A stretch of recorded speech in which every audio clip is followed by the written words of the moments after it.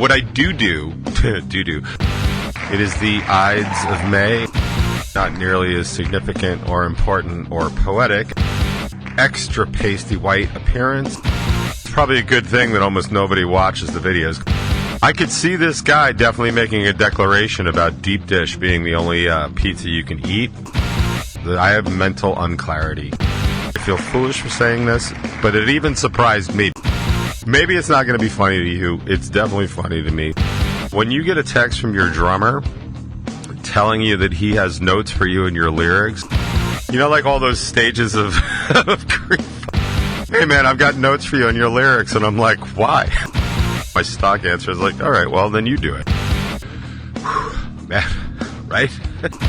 Like, if I wanted no help, I would have called Verizon or Cablevision.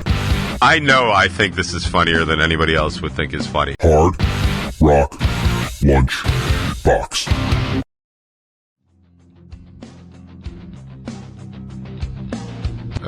Greetings and salutations. Welcome, one and all, to the Hard Rock Lunchbox. And, of course, if you're watching on Strangerhood TV on YouTube, welcome to another edition of the Top 20. It is I have returned. It is May 15th, 2025. It is the Ides of May, as it were. Not nearly as significant or important or poetic as the Ides of March, but here we are nonetheless. I want to apologize right off the bat for my extra pasty white appearance and my incredibly pasty white demeanor. I am quite under the weather and not just feeling so great. So I think, if it's cool with everybody else, I think I'm probably just going to keep it pretty short today and we'll just lean into music. I feel like I did that last week. Everything that's going on health-wise, breathing-wise, all that other stuff is continuing. I got stuff all over my shirt. All right, it's probably a good thing that almost nobody watches the videos, because I know you would have just seen all this stuff. I mean, I don't even know what that is. It's probably just me falling apart right onto my shirt, but that's okay. Yeah, it is just exhausting to be me today. I am just underslept. I don't know what's going on in the world, like, outside, I meant. Like, I know what's going on in the world, but, like, outside with the pollen. I do not typically have bad allergies, and I don't think I'm having bad allergies now, but I am realizing that what I do have is an inability to function normally, like, breath-wise and cardiovascularly, while there is just so much stuff in the air. Like, I'm really considering, like, maybe just wearing a mask just to sort of filter out what's coming in, just, you know, not COVID style, but, like, if I'm really just getting particulates constantly into my lungs, I feel like that's what's happening. There's a definite heaviness in my breathing, still wheezing, which is just super annoying, and I'm not getting enough oxygen into my body to make things happen. So so I think it's probably better for everybody involved if I just keep this kind of short. I do have man, right? I do have some light housekeeping, because we do have a brand new episode of the Top 20 out today on Strangerhood TV. The episode is called A Kinder, Gentler World, and I do talk about betting on a new pope. But we do have a new pope. I'll get to that in just a second. How to read. I talk about, like, how to read the Bible, being a good person, the early Christian sausage fest. That's funny.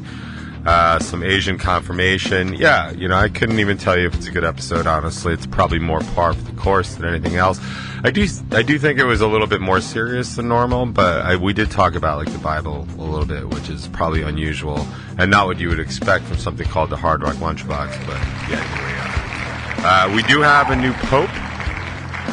The new pope is a Chicago native, which is bad for us New York-style pizza lovers, because I could see this guy definitely making a declaration about deep dish being the only pizza you can eat as a good Catholic. Oh, by the way, in the episode, the Top 20 episode, I made so many mistakes. I'm just misspeaking, like, just bad information. Like, I kept interchanging Catholics and Christians. That was bad. I said there was like 1.6 billion, there's 1.4 billion. Like, it's just, It was so bad I actually had to put like acknowledgments of the mistakes I was making as I was speaking. I just threw up some text correcting. I know one. I said that the golden rule isn't in the Bible, and what I had meant to say was that people often think the golden rule is one of the commandments, and it's not. And I just always thought that was funny. So I just completely screwed that up, and that's all. This sort of, that mental clarity that people speak of, well, this is the opposite. I have mental unclarity, and that's why I'm just getting things wrong, which is another reason I think it's probably a better idea for me to not speak as much, because I do try and be honest and direct about things. And while there's a lot of stuff I could talk about this week, notably the birthday party that our president is about to throw himself, and that's why if you happen to be in Washington, D.C. this week, you're seeing a lot of soldiers, tanks, and all that other stuff. Like, he's going to have an honest-to-God North Korea-like birthday celebration for, our dear leader, which is not something that Americans typically do. In fact, people are trying desperately to find some sort of precedent for this. The closest they could find was George W. Bush. After he declared mission accomplished or whatever, there was a military parade in Washington, but that was primarily for the troops that are coming home. The fact that his birthday was like 4 days later was just sort of kind of a coincidence, I suppose. But they are trying to shape or whatever. I forget what word I'm looking for, but they're trying to form it like. This is about the Army. It's like the 250th anniversary, I guess, of the Army or something. I might have misread that, but it's the 250th anniversary of something. But it does happen to be right around Trump's birthday, and we are spending millions of dollars to have this display, and I just think money could be spent better elsewhere. The only other thing I saw today politically that I thought was interesting is by now you've probably heard about the Qatarian airliner that the government of Qatar has offered to President Trump to replace Air Force One. And I was reading yesterday about the Republican head of the Armed Services Committee, I think that's the name of the committee, was like, you've got to be kidding me. Like, we can't trust that airplane isn't going to be loaded with, bugs or whatever. Like, the quote was, it's like having our president, conduct his business in the Qatari embassy. Like, you just can't trust it. And it's such a ridiculous thing that our president would actually accept a gift from a foreign, which he's not allowed to do, by the way. You're not even allowed to do that without express approval of Congress, which I don't think he's going to get. But the thing that I had seen today that I thought was funny is that it turns out that Pam Bondi, who's the U.S. Attorney General, used to be a lobbyist for the Qatari government, and that's why she's saying, no, this is fine. She was getting $100,000+ a month as a lobbyist for the Qatari government. So just in case you were wondering, the grift is still going strong with this administration. So never think that anything at all is good for the American people. By the way, for those of you playing at home, it turns out, apparently, and I did not know this until yesterday, it turns out apparently that the big beautiful bill that the president is trying to push through Congress, where he talks about no taxes on overtime, no taxes on tips, and no taxes on Social Security.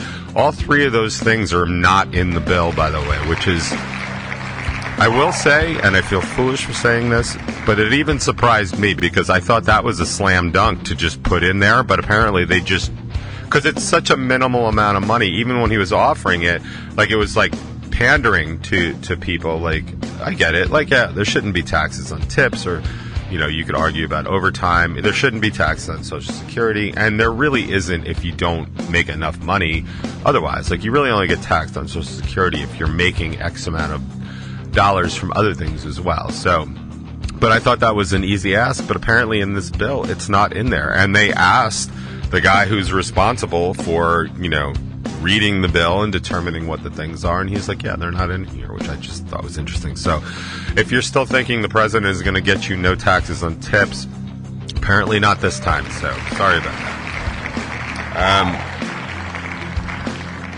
In Revel 9 news, it looks like Revel 9 is going to be picking up a couple of shows. I will keep you posted. It looks like currently like June and September. I will keep you posted when I have more information on that to share.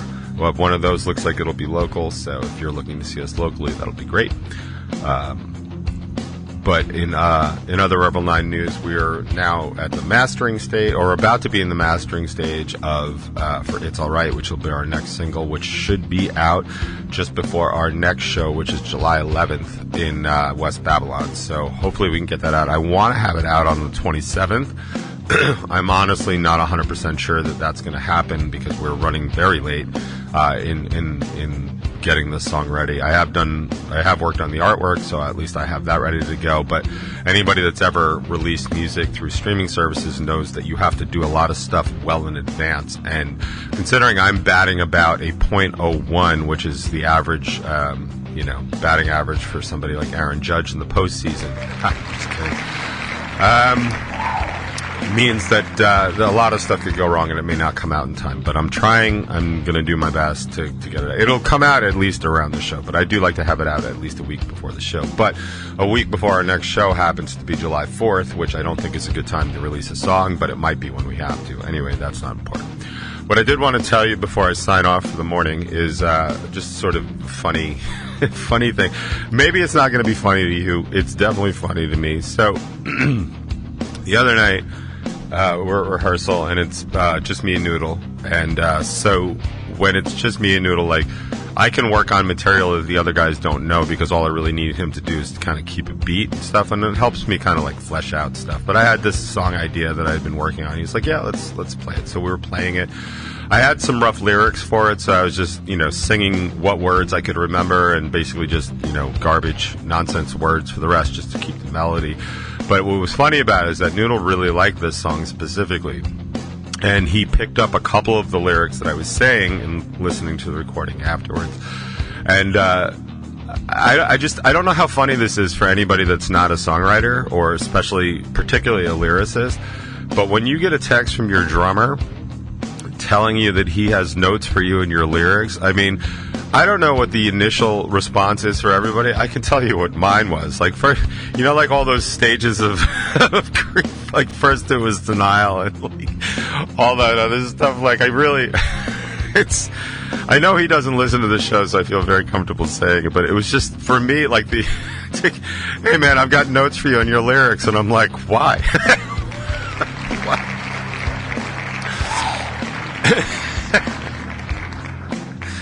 Now, to be fair, his ideas weren't stupid and stuff. It just wasn't necessarily very me. So when I walked in, like, he had written them on the board in the studio. So when I walked in, I'm like, I'm not doing that. So he's like, but it would sound cool. So my stock answer is like, all right, well, then you do it. And he's like, oh, I can't do it. Well, looks like you and I are at an impasse, my friend. But it was funny to me. Like, oh, man, I think this is funnier than anybody else would think is funny, and that's completely fine by me. Like, it's just so... Hey, man, I got notes for you on your lyrics. Like, great. Where's my garbage can? Let me just find that. I know exactly where to put them, but... Oh, man. Cracking myself up from noon to 2. By the way, I burned the inside of my left eyelid last night with shampoo. The calamity of errors that it took to make happen, I think it got in there, which was bad, but what happened is, like, the surface tension of the water with the shampoo in it prevented my eye from opening, and releasing it, so it kind of sucked in deeper. I have to tell you, that kind of pain, man, it knocked me right on my ass, and I had a really rough night because of it. I woke up this morning, my eye was completely crusted over. I'm happy to announce it's way better now. I just have to be good with it and careful with it, but man, it is unbelievably painful how much that hurts. But that's not important. That's neither Hard Rock nor Lunchbox, but that is what's happening here. So I'm having a lot of weighted breathing, so I'm sorry about that, but I do think it's probably a good idea to cut things short. I will say, our current single that's out in Revel 9 News, End Us All, so far to date is our fastest growing single that we've ever had. And that's, a combination of playlisting and advertising and stuff like that, because we're trying to we're really trying to reach some new markets and some new people, which is very difficult to do, especially if you don't tour, which we don't really do anymore. We rarely play off the island, so I feel like our reputation as a band on the island is secure. And yeah, of course, we meet new people all the time, which is great. But like, we're looking to really expose ourselves to like new markets, maybe markets we could never reach anyway. So we've done a fairly aggressive advertising campaign on this single, and it is paying off. I will say, producer Dan and I were talking about this a couple weeks ago because we both got added to what are called botted playlists. That means people have playlists and they have bots listen to songs on their playlist, so their playlist has more listens. You know, it's something that people used to do with songs all the time back in the day, which you really can't do anymore. Spotify really started cracking down on that years ago. In fact, I got a ding for it once, for Side Out, and I actually had to like fight it, and I like was working with Spotify customer service and being like, yo, this, because it was basically like, this song is doing way better than your normal songs. And I was like, yeah, man, it's the first song we released in like 3 years. It's a big deal, and we did a big push on it. And while they did strike a handful of plays, like not even a lot, like it was definitely like less than 1,000 plays, they were like, well, these are definitely bot plays. I'm like, well, I can't argue with you because I can't speak to all, 20,000 people that listen to it and why and how. But they did, get off my back about it. They only really notified my distribution company, and they were like, hey, man, this is bad. And I explained the same thing to them. And they were like, okay, well, if it happens again, we might have to do something. So that's fine. But this last time, both producer Dan and I got added to one of these playlists, and we got dinged this time for 8,000 streams. They just removed them from End Us All. So you guys can't see this on Spotify, but I can see it in our artist account. So what we basically have is north of 30,000 streams on this song, but it's only showing about 22,000 streams because they say 8,000 of them are they're artificial. They're artificial streams, and I was just trying to find out like where this came from, because honestly, if they're artificial streams, that doesn't do me any good anyway. If I had artificial streams north of 1 million, that would matter. Like, that would make a difference. If we had 1 million stream song, like, that would change things for us on the landscape for sure. But 8,000 doesn't really matter so much to me. It's just more of an insult than anything else. But I was trying to find out, like, what happened, how this happened. And I had, our distribution company look into it. They were completely unhelpful. They were more helpful for Dan. So I got more information from Dan about it. But yeah, apparently that is a thing. Like, whereas bands will, overplay their own song or whatever, which is something like I really ought to do, and I just never do because I just don't get around to. Like, what I do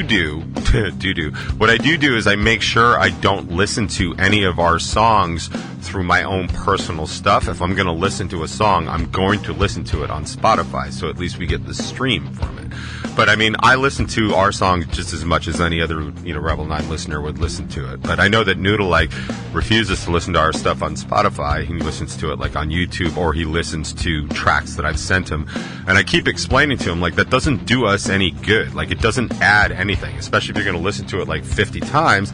It would be much better for us. But, like, trying to win that argument it's just not worth it, so I don't bother anymore. But I do that. But apparently these playlisters, what they're doing is they're trying to jack up their numbers so that they can sell you spots on their playlist, because they can be like, hey, I've got 50,000 streams this past month. How about for like $150 I put you on this playlist? Which, if they're real streams, is probably a worthwhile expenditure, I would think. I don't have a lot of direct contact with playlists. I have people that handle that for me because I can barely get out of bed in the morning these days, so I don't have the time to do that kind of thing. So I do have people that I trust to do that for me, and that's great. But I just find it incredibly bad practice and disingenuous and all that other stuff. But then when you kind of look at it around the world, the way things are around the world today, like, it is so unsurprising that people are going to be taking a shortcut what you could do with a playlist is actually make a really good playlist, right? Like, I know that I have the Hard Rock Lunchbox complete playlist, and it's probably not a really good playlist, but that's not the purpose, and I'm not looking for streams on it. I do it basically for my listening audience, so that if they hear a song on the show, they can go to that playlist and get it. They can add it to their own playlist or just listen to it. Like, it's really just a service for you guys. I'm not trying to build anything up. I certainly don't sell spots on it. It's just whatever I play here. It's much like the Spotify This Is Revel 9 playlist. Like, yeah, a lot of people listen to that because it's just an easier way to find things, and I do get to help curate it, which is good, because then I can make sure our newest release is up there, and songs that I think go well. But it just doesn't help anybody to do these artificial streams, especially because Spotify was always good at finding them anyway, because they look at analytics. They were like, well, you had 3,000 streams in one day. I'm like, yeah, it was the day after the song came out. Like, doesn't that make sense to you? Like, we hyped it, we did advertising, we played, and I didn't even get an answer back from Spotify. They were basically like, talk to your distribution company, which I did, and they were like, well, we can't do anything for you. I'm like, super, thanks so much for absolutely nothing. Like, if I wanted no help, I would have called Verizon or Cablevision, because they would have done just as little.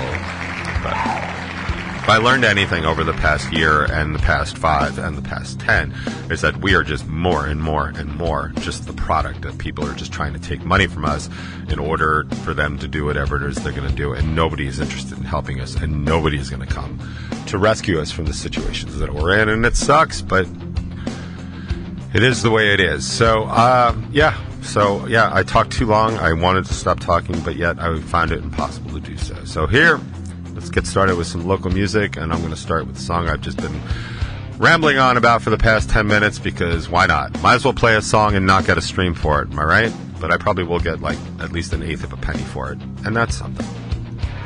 Fortunes in a